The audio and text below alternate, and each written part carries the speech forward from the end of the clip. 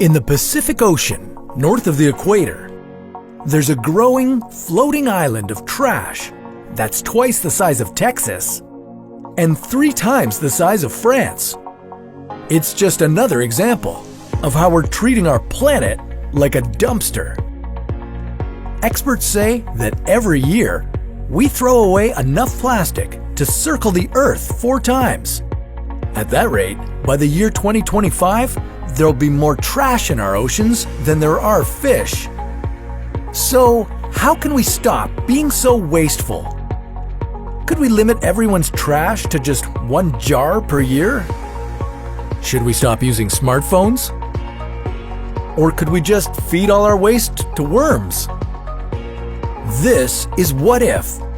And here's what would happen if we created no waste. Let's start by looking at the idea of limiting everyone to 1 jar of waste per year. A mason jar, to be precise.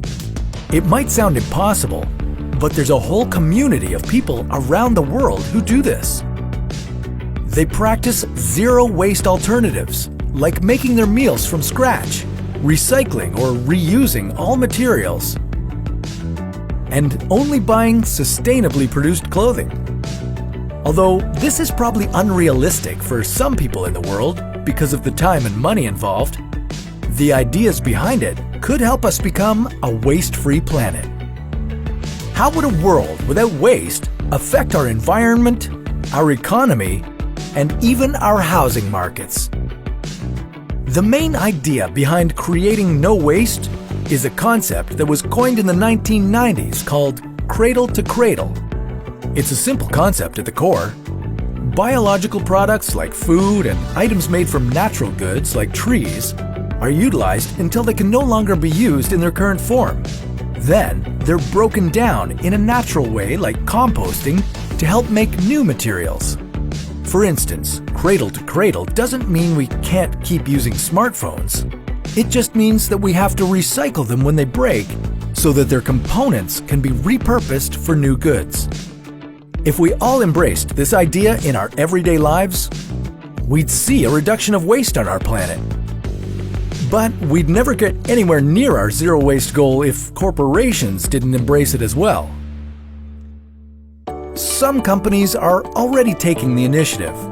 They're finding creative ways to make more sustainable products by recycling and reusing items, or by devising ways to clean the earth as they make new products. For example, Adidas has started to make shoes and other goods from plastics collected from the ocean and recycled. But our best hope for cleaning up our act might be Mother Nature herself. Her powers were on full display when the Spanish National Research Council discovered that waxworms could eat and digest plastic. Researchers are still figuring out how this works, but it could be a breakthrough in helping to get rid of the plastic in the oceans. Who knows how many other groundbreaking alternatives like this are out there, just waiting to be discovered? If more organizations invest in research like this, we could soon find out. And each alternative we discover could bring us one step closer to a waste-free society.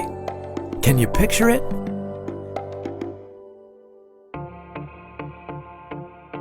If we were able to move into a waste-free future, the economy would have to change, as people wouldn't demand or accept as much plastic or single-use consumer goods as we currently do.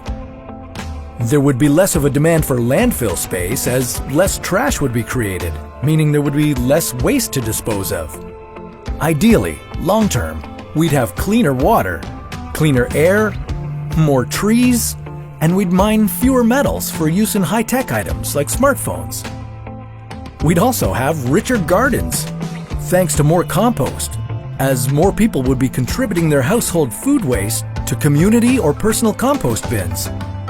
Buying less stuff might even make people happier and able to live in smaller homes, which could, on a grander scale, help to accommodate the population boom we're expecting across the globe in the next few decades. But as great as this all sounds, it would be very difficult to achieve. We'd need all the world's nations working together with one unified vision. Maybe it would be easier if we all just combined into one country. But that's a topic for another What If.